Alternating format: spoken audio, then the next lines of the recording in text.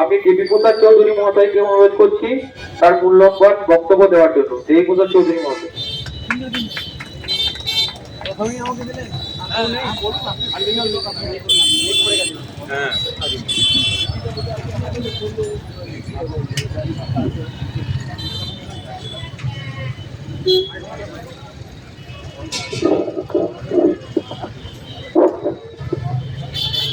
ভারতীয় জনতা যুব মোর্চার উদ্যোগে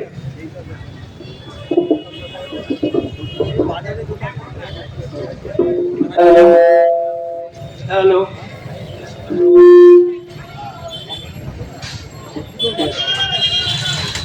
ভারতীয়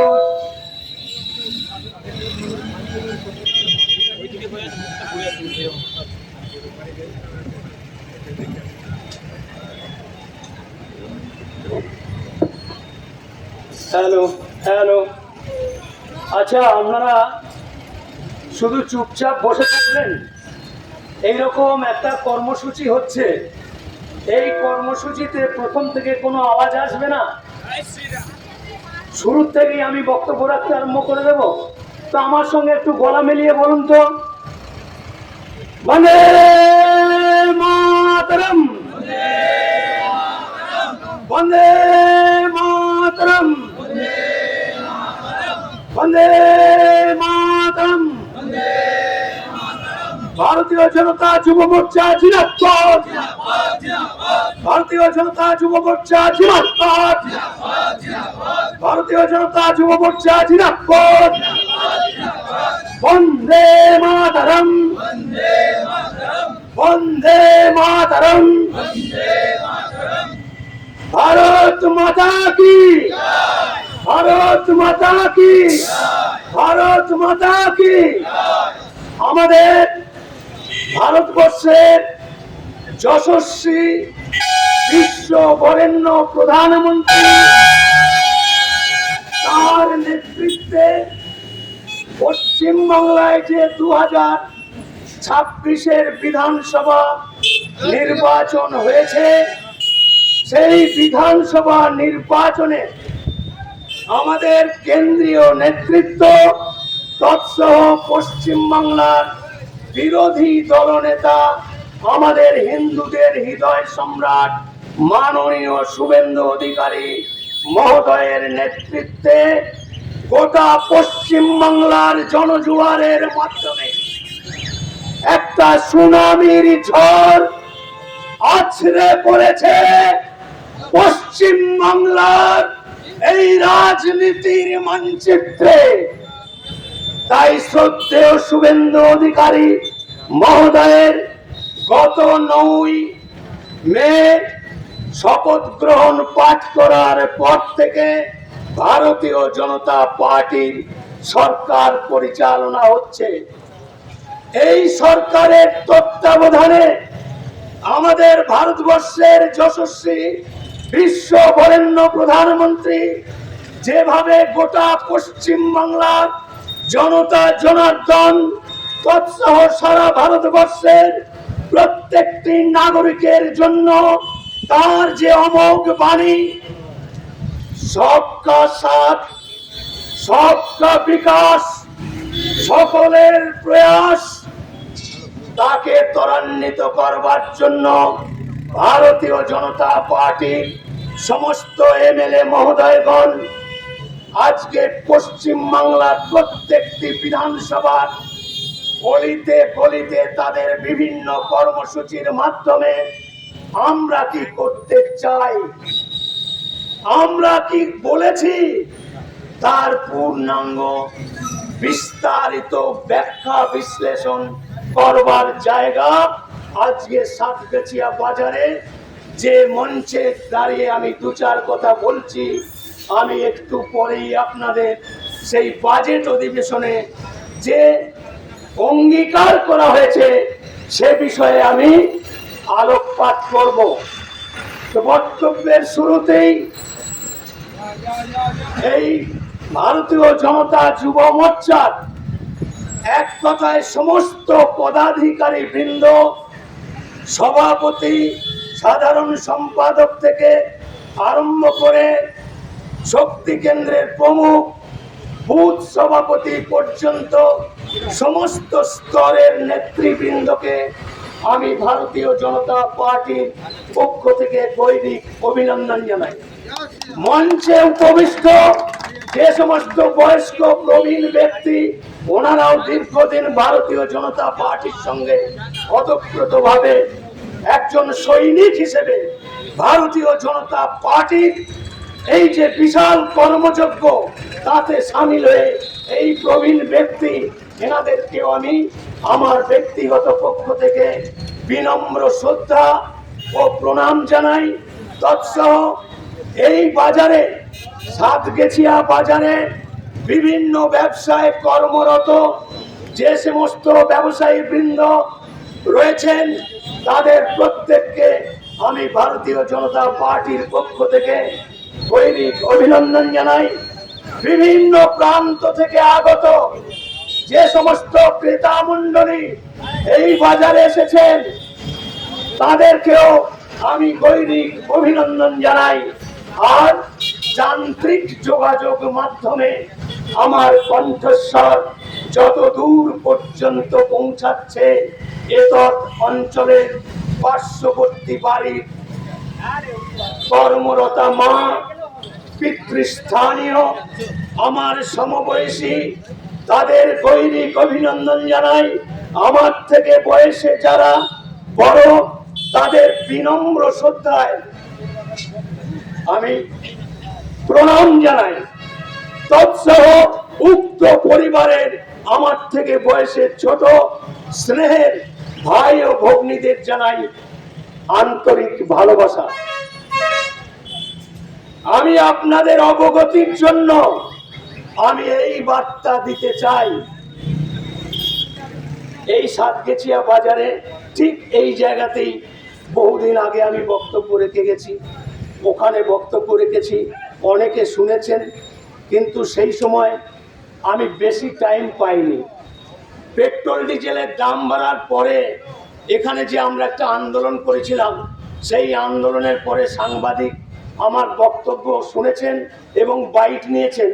আপনারা শুনলে অবাক হয়ে যাবেন, আমার 56 সেকেন্ডের বক্তব্যে, আমার 56 সেকেন্ডের বক্তব্য আমি এইখানে রেখে গেছি। 10 লাখ ভিউজ আছে, 10 লাখ। 56 সেকেন্ডের বক্তব্যে আমার এই মোবাইলেতেই আছে। আমার একটি ইউটিউব চ্যানেল আছে, ডি ইন্ডিয়া শর্টস।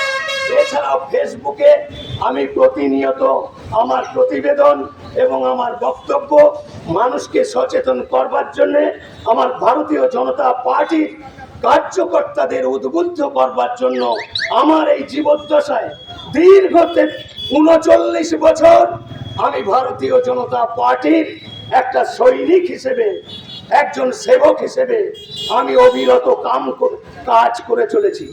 বর্তমানে আমার বয়স 66 রানিং। কেউ বলতে পারবেন আমার 66 বছর বয়স চলছে? আমার এই গগনভেদী আওয়াজ আর এই যে একদম কালো কুচকুচে দাড়ি গোপ আপনারা দেখতে পাচ্ছেন, আমায় কি মনে হচ্ছে আমার 66 বছর বয়স? অবশ্যই আমার 66 বছর বয়স। আমি মেকআপ দিয়েছি এই জন্যে, আমার যে ইউটিউবের যে লোগো আছে, সেই লোগোতে আমার এরকম পাগড়ি পরা ছবি আছে। সেই ছবির সামঞ্জস্য রাখবার জন্য আমি এই দাড়ি রেখেছি এবং এইভাবে সুসজ্জিত বিজেপির সাথে প্রতিটি মঞ্চে আমি এইভাবে বক্তব্য রেখে থাকি।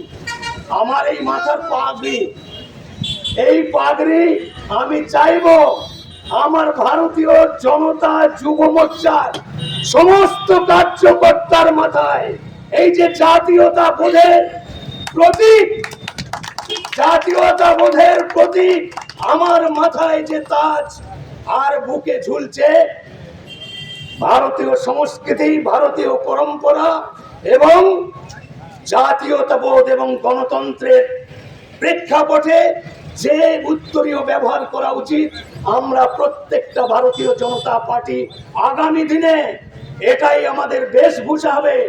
আপনার দর্শনধারী, আপনি একজন সুসজ্জিত বিজেপি রূপে আত্মপ্রকাশ করবেন প্রতিটি মঞ্চে। এটা আমার দীর্ঘদিনের দাবি। আমার দাবিকে সমর্থন জুগিয়ে অনেক নেতা এখন এই পাগড়ি কিনছে, এইভাবে উত্তরীয় লাগিয়ে সুসজ্জিত বিজেপির বেশে তারা মঞ্চে উঠছে। কেউ কেউ কটাক্ষ করে থাকে যে দাদা পাগড়িটা কেন? এই পাগড়িটা হচ্ছে আমার স্বাভিমান, আমার অহংকার, দেশ ও মাতৃকার প্রতি শ্রদ্ধা। তাই আমি এই পাগড়ি আমি মাথায় দিয়ে আমার জনতা যুব মোর্চাদের উদ্বুদ্ধ করবার জন্য, আমার ভারতীয় জনতা পার্টিকে প্রেরণা যোগানোর জন্য এইভাবে সুসজ্জিত বেশে আমি বক্তব্য রেখে থাকি। আমাদের যে বাজেট পেশ হয়েছে, দেখুন এই বাজেট পেশে আমাকে পলাশ ভাই কাল রাত্রি 11টার সময় ফোন করলো, আমাকে পিডিএফ এর মাধ্যমে বাজেট অধিবেশনের যে মূল জিস্ট, সেই মূল জিস্ট আমাকে পাঠিয়েছে এবং আমাকে বলেছে দাদা আমার ওখানে কোনো বক্তা নেই, আপনাকে 2 ঘন্টার উপরে বক্তব্য রাখতে হবে। এখানে যারা বসে রয়েছেন আমি জানি না ওনাদের সেই ধৈর্য থাকবে কিনা, আমার কণ্ঠস্বর যতদূর পৌঁছাচ্ছে সেই মানুষদেরও ধৈর্য থাকবে কিনা আমার কাছে প্রশ্ন। কারণ আমি ক্লান্ত হই না, আমাকে থামাতে হয়। আমার কাছে এত তথ্য প্রমাণ সাপেক্ষ আমার বক্তব্য রাখার ক্ষমতা আছে। অনর্গল 2 ঘন্টা তো আমার কাছে তুচ্ছ ব্যাপার। অনর্গল আমি 4 ঘন্টা বক্তব্য রেখেছি, এরকম বহু দৃষ্টান্ত আমার আছে। উদাহরণ না দিলে জানতে পারবেন না। একটু অতীতের স্মৃতি মন্থন করতে চাই, এটা তো আমি করবই, এটা তো 2 ঘন্টার পাঠ নয়। এটা আমি 2 ঘন্টার এইটা বলবার মতো কিছু নেই। এটা তো আমি দেখে দেখে বলবো, কারণ কাল রাত্রি আমি পেয়েছি এইটা অধ্যয়ন করে মুখস্থ করে প্রেজেন্ট করা, এটা একটু কঠিন ব্যাপার আছে, কঠিন কঠিন শব্দ আছে। কাজী আমি এটা সকালবেলাতেই প্রিন্ট আউট বার করে নিয়ে এসেছি, এটা বিস্তারিত আমি ব্যাখ্যা করব বলেই। তো যাই হোক, আমি এটাই আগে শুরু করি, যেটা মূল বিষয়।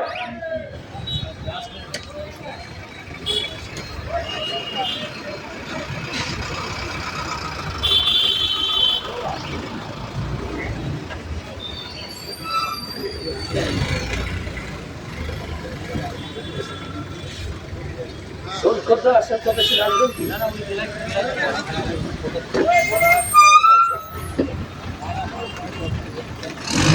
খুব মনোযোগ সহকারে এটা শুনবেন, খুব মনোযোগ সহকারে এটা শুনবেন। আমার প্রধানমন্ত্রী, আমার রাজ্যের মুখ্যমন্ত্রী যা চেয়েছেন, এই বিধানসভা নির্বাচনের আগে যে সংকল্প পত্র প্রকাশ করেছেন, সেই সংকল্প পত্রের মধ্যে তার অনেকগুলো বিষয় এখানে কিন্তু আছে।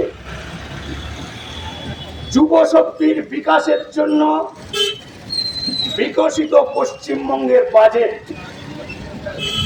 যুবকদের জন্য কর্মসংস্থান, 1 লক্ষ সরকারি চাকরির লক্ষ্য, মেগা নিয়োগের মাধ্যমে 1 লক্ষ সরকারি চাকরি যুবকদের কর্মসংস্থানের লক্ষ্যে রাজ্য সরকার আগামী 2 বছরের মধ্যে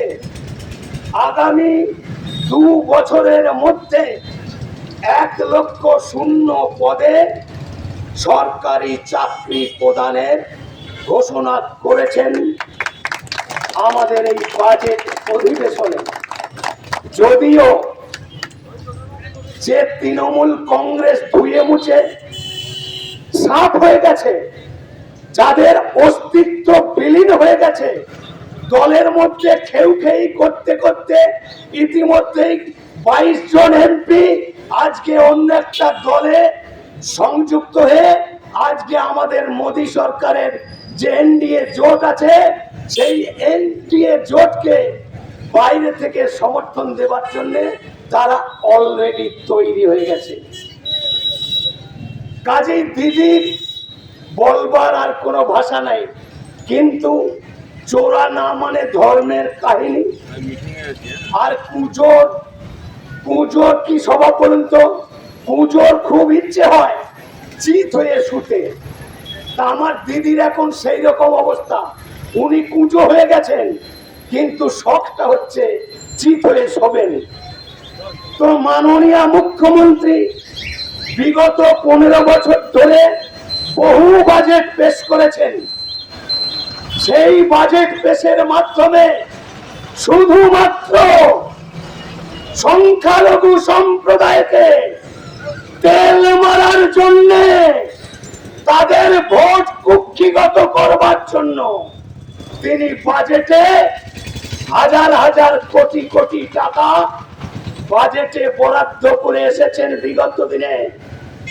আর পশ্চিম বাংলার প্রায় 3 কোটির কাছাকাছি রেজিস্ট্রিভুক্ত বেকার, শিক্ষিত বেকার যুবক, তাদের জন্য দিদির মাথা ব্যথা নেই।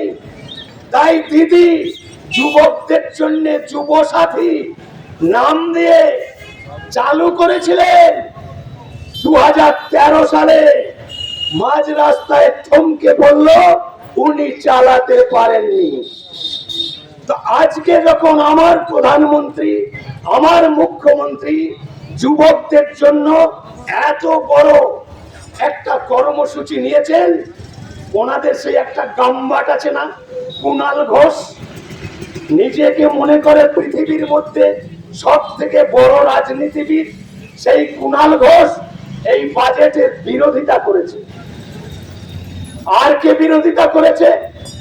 মার্ক্সবাদী কমিউনিস্ট পার্টির নেতা বিকাশ রঞ্জন ভট্টাচার্য, তিনি আবার ধর্ম নিরপেক্ষতার প্রমাণ দেবার জন্য ধর্মতলায় গিয়ে তৃণমূলের নেতাদের সঙ্গে করে নিয়ে গিয়ে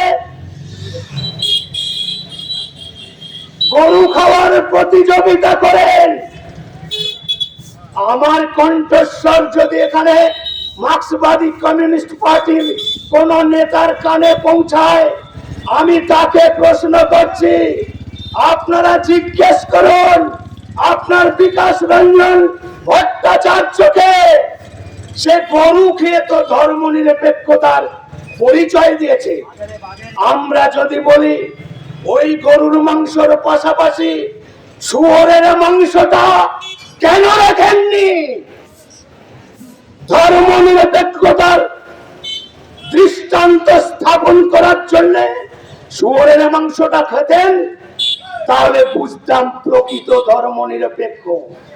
আর এই ধর্ম নিরপেক্ষ শব্দকে ব্যবহার করে সারা ভারতবর্ষে আজকের দিনে প্রায় 1300 রাজনৈতিক দল আছে।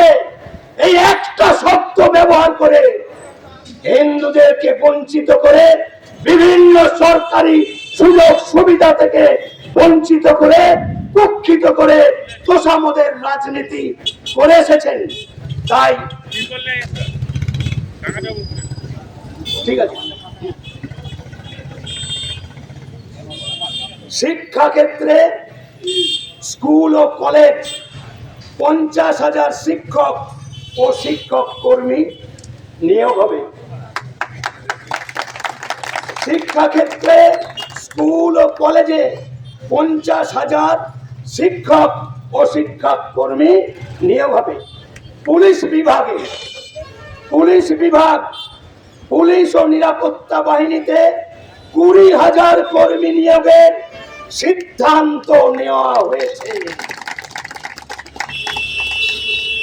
সংরক্ষণ ও বয়সের ছাড়, এই নিয়োগগুলিতে মহিলাদের জন্য 33% সংরক্ষণ থাকবে। এছাড়াও চুক্তিভিত্তিক অগ্নিবীর, চুক্তিভিত্তিক অগ্নিবীরদের জন্য 10% আসন সংরক্ষিত রাখা হবে এবং সরকারি চাকরির আবেদনের ক্ষেত্রে ঊর্ধ্বসীমায় 5 বছরের ছাড় দেওয়া হবে, যেটা আমাদের শ্রদ্ধেয় স্বরাষ্ট্রমন্ত্রী অমিত শাহজি ঘোষণা করে গেছেন। নির্বাচনী প্রচারে এসে মোদিজিও ঘোষণা করেছেন। তাহলে আমরা আমাদের এই যে 56টা জনমুখী প্রকল্প তার সার্থক রূপায়ণ করবার জন্য আমরা অঙ্গীকারবদ্ধ। যুব শক্তির ভরসা কার্ড, যুব শক্তি ভরসা বা ভরসা কর্মসূচি শিক্ষিত বেকার যুবকদের আর্থিক অনটন দূর করতে সরকার আগামী অক্টোবরের 2026 থেকে সম্পূর্ণ নতুন একটি প্রকল্প চালু করছে। গ্রাজুয়েট ও স্নাতক যুবক প্রতি মাসে, খুব ভালো করে শুনবেন, গ্রাজুয়েট ও স্নাতক যুবক প্রতি মাসে 3000 টাকা করে বেকার ভাতা পাবেন। অন্যান্য শিক্ষিত যুবক অস্নাতক প্রতি মাসে 2000 টাকা আর্থিক সহায়তা পাবেন। ঘাবড়াবার কিছু নয়, একটা ছাতা দিন, আমি বলতে থাকবো।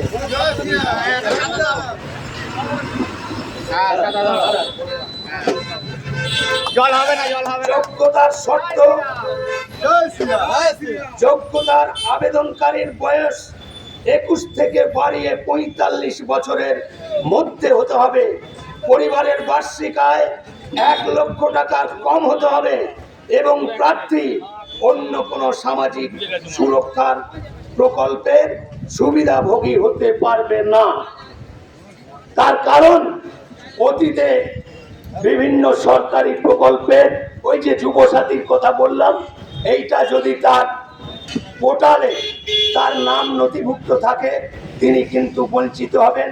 যেমন ভাবে এই যে অন্নপূর্ণা যোজনার আপনারা কল্পনা করতে পারেন আগের সরকার কত বড় জালিয়াতি।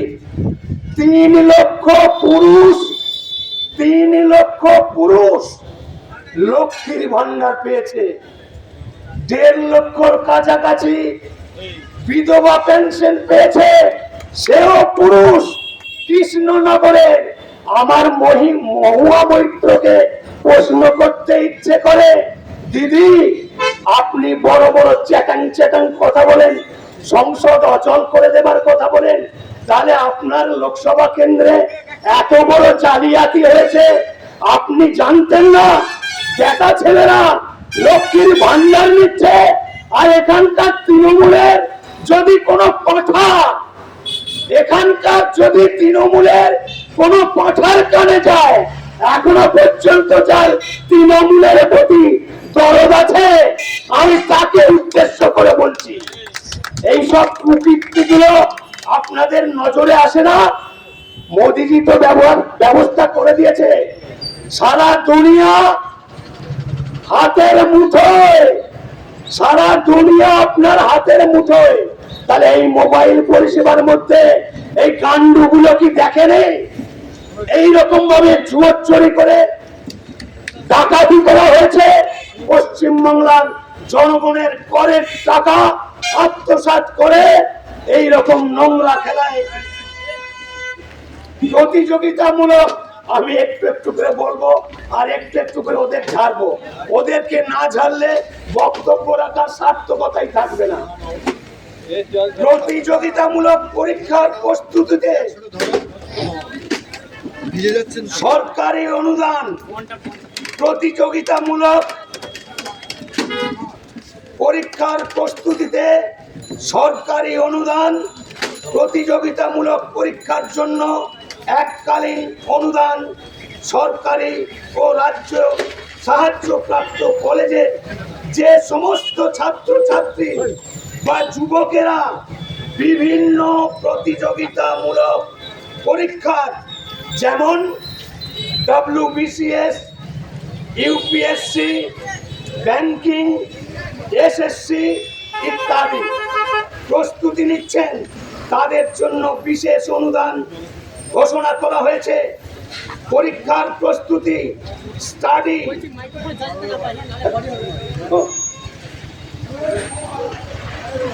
ম্যাটেরিয়াল এবং কোচিং এর খরচের জন্য যোগ্য ছাত্র ছাত্রীদের এককালীন 30,000 টাকা, এককালীন 30,000 টাকা। ভাবতে পারেন, যুবক যুবতী অনেকেই শুনছেন, আমি দেখতে পাচ্ছি। আপনারা নিজেদের মেধা শক্তি, নিজেদের শিক্ষাগত যোগ্যতা সঠিকভাবে প্রয়োগ করুন। আর আমার প্রধানমন্ত্রী, আমার মুখ্যমন্ত্রী আপনাকে পরিপূর্ণ সহযোগিতা করবার জন্য হাত বাড়িয়ে দিয়েছেন। আপনারা কল্পনা করতে পারবেন না, আমাদের সরকার এই সমস্ত প্রকল্প মানুষকে দেবার জন্য এতটাই আগ্রহ, আপনারা পরিষেবা নিতে নিতে ক্লান্ত হয়ে পড়বেন। 56টা জনমুখী প্রকল্প, তার সুবিধা নিতে নিতে ক্লান্ত হয়ে পড়বেন। ওরা কি দিয়েছে আর আমরা কি দেব? শুধু অনুশীলন আর নিজের অনুভূতি দিয়ে নিজের শিক্ষিত বিবেককে জাগ্রত করে দেশ ও মাতৃকার জন্য, এই গণতন্ত্রের জন্য, ভারতবাসীর জন্য আপনার নৈতিক দায়িত্ব আপনারা যথাযথভাবে পালন করবেন। দেখবেন আপনার ভবিষ্যৎ উজ্জ্বল হতে কেউ ত্বরান্বিত করতে পারবে না, কেউ আটকাতে পারবে না।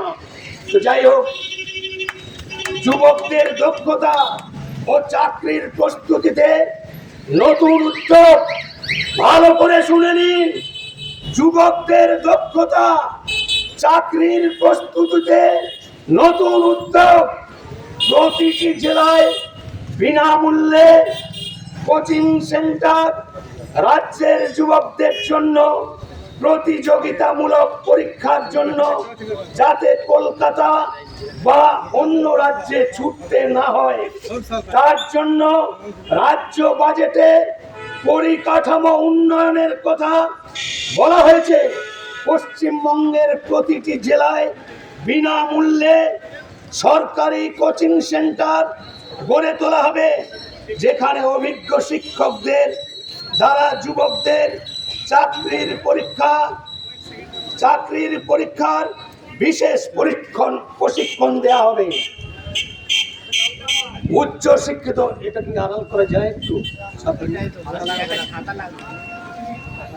উচ্চ শিক্ষিত যুবকদের কর্মসংস্থানের পথে সরকারি সহায়তা, উচ্চ শিক্ষায় স্বামী বিবেকানন্দ মেরিট স্কলারশিপের সম্প্রসারণ, মেধাবী ছাত্রছাত্রী ও যুবকদের বিশ্বমানের উচ্চ শিক্ষার সুযোগ করে দিতে এই স্কলারশিপ পরিধি বহু গুণ বৃদ্ধি করা হয়েছে। দেশের বা রাজ্যের গণ্ডি ছাড়িয়ে বিশ্বের সেরা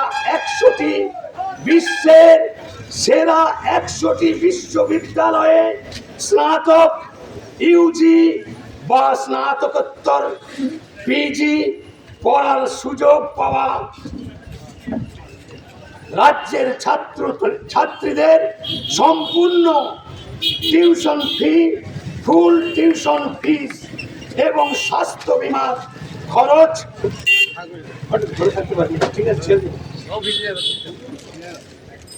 এর জন্য বরাদ্দ করেছেন বাজেটে আমাদের মুখ্যমন্ত্রী 100 কোটি টাকা। 100 কোটি টাকা।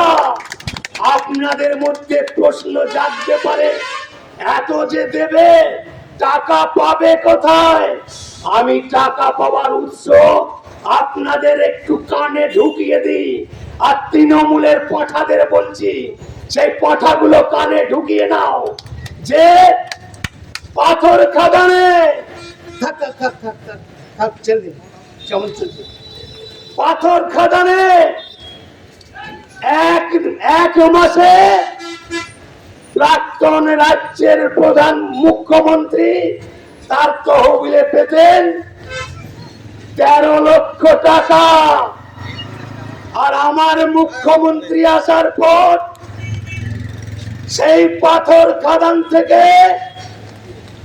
72 কোটি টাকা, 72 কোটি টাকা এক মাসে রাজস্ব আদায় ওই পাথর খাদান থেকে আদায়ের ব্যবস্থা। মোবাইলটা কাজ করে যাবে।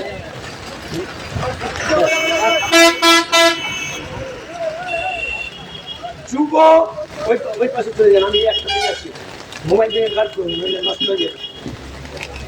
যুব ক্রীড়া উন্নয়ন ও অবকাঠামো শক্তিশালীকরণ, ক্রীড়া ক্ষেত্রে যুবকদের জন্য বিশেষ সুবিধাযুক্ত সমাজকে খেলাধুলোর মূল স্রোতে ফিরিয়ে আনতে এবং প্রতিভার বিকাশ ঘটাতে রাজ্যে নতুন স্পোর্টস ইউনিভার্সিটি বা ক্রীড়া বিশ্ববিদ্যালয় স্থাপন করার কথা বাজেটে ঘোষণা করা হয়েছে।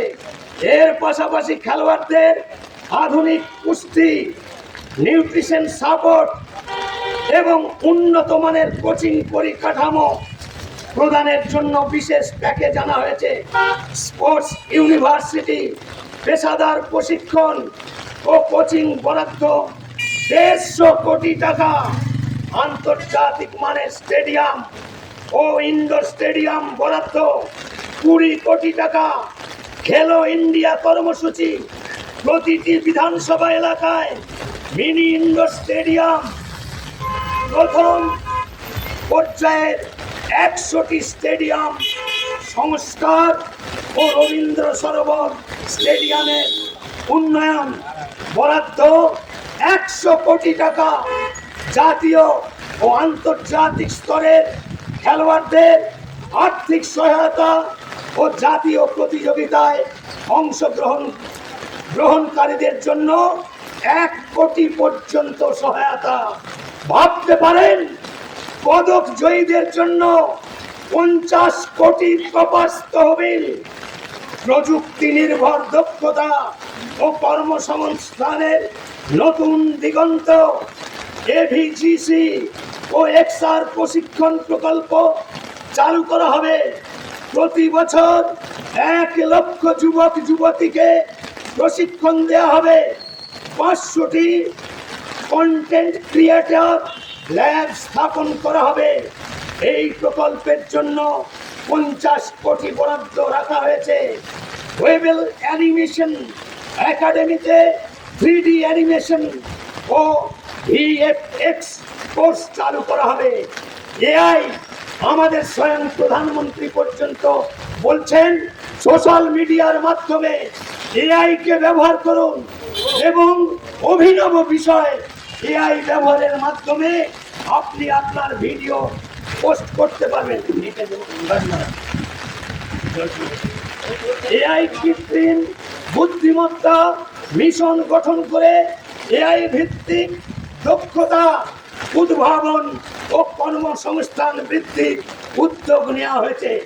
স্টার্টআপে উৎসাহ, যুব উদ্যোক্তাদের আর্থিক শক্তি, বাংলার উদ্যম, ক্রেডিট কার্ড প্রকল্প, প্রায় 2 লক্ষ যুব উদ্যোক্তার জন্য প্রত্যেকের জন্য 10 লক্ষ পর্যন্ত সহায়তা, 5 লক্ষ অনুদান ও 5 লক্ষ সুদ মুক্ত ঋণ বরাদ্দ 200 কোটি টাকা।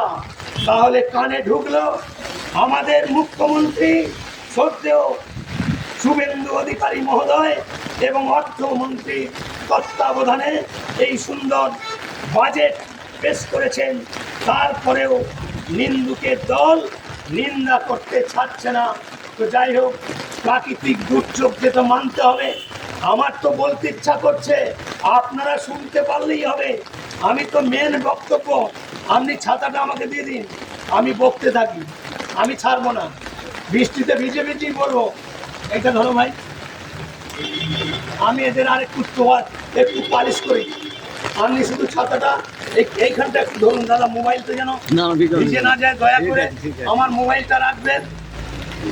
মোদিজির মিটিংয়ে গিয়ে আমার 14,000 টাকা দামের মোবাইল, ওখানে মোদিজির মিটিং কভার করেছি, বহু সাংবাদিক টিভি চ্যানেল আমার বাইট নিয়েছে, কিন্তু ফেরার পথে লঞ্চে উঠতে গিয়ে আমার মোবাইলটা গঙ্গার জলে পড়ে গেল। সঙ্গে সঙ্গে বাড়ি এসে আবার একটি মোবাইল নিলাম, কারণ আমার তো ইউটিউব চ্যানেল চালাতে হবে। আমার ইউটিউব চ্যানেলে 20 লক্ষর ওপরে ভিউজ এসে গেছে, 3,000-এর উপরে সাবস্ক্রাইব আছে। আমার এই মোবাইলে কয়েক হাজার। আমি আমার 39 বছর রাজনীতিতে কয়েক হাজার জায়গায় আমি এইভাবে চিৎকার করে আমি বিজেপির মঞ্চে আমি বক্তব্য রেখেছি। যে কথা শুরুতে বলতে পারিনি সেই কথা এই বর্ষাকাল, এই জুলাই মাস হচ্ছে পুরোপুরি বর্ষাকাল, বৃষ্টি হবে না এটা তো আর হতে পারে না। তো আমি যেটা বলতে চেয়েছিলাম যে 4 ঘন্টা বক্তব্য রাখার কথা, আপনাদের স্মরণ করিয়ে দিই। 1998 সালে 97 সালের 22শে জুন, 97 সালের 22শে জুন লাল কৃষ্ণ আদবানীজির স্বর্ণ জয়ন্তী রথযাত্রা। সেই রথযাত্রায় মগরা মণ্ডলের সভাপতি রাজেন্দ্র সিং আমাকে 1 সপ্তাহ আগে চিঠি লিখে জানালেন যে দেবুদা, আদবানীজির রথযাত্রায় ব্যান্ডেল মোড়ে আপনাকে বক্তব্য রাখতে হবে। তো আমি বললাম ঠিক আছে। তো যেদিন অর্থাৎ 1997 সালের 22শে জুন ওই ব্যান্ডেল মোড়ে আমি পৌঁছবার আগে ডানলপ গেট, সিটি রোড, সেখানেও আমাকে বক্তব্য রাখতে হয়েছে 2 ঘন্টা 35 মিনিট। আপনারা শুনলে অবাক হয়ে যাবেন। আমার বক্তব্য শুনতে শুনতে মার্ক্সবাদী কমিউনিস্ট পার্টির একজন মার্ডার করা নেতা, সে আমার বক্তব্য শুনে এতটাই আবেগতাড়িত হয়ে পড়েছে, আমি মঞ্চ থেকে নেমে আসার পরে আমাকে জড়িয়ে ধরে বলছে, দেবুদা আমার জ্ঞান তো, আমার আজকে 56 বছর বয়স, এই 56 বছর বয়সে এইরকম বক্তব্য আমি জীবনে শুনিনি। আপনি যে তথ্য পেশ করলেন এর কি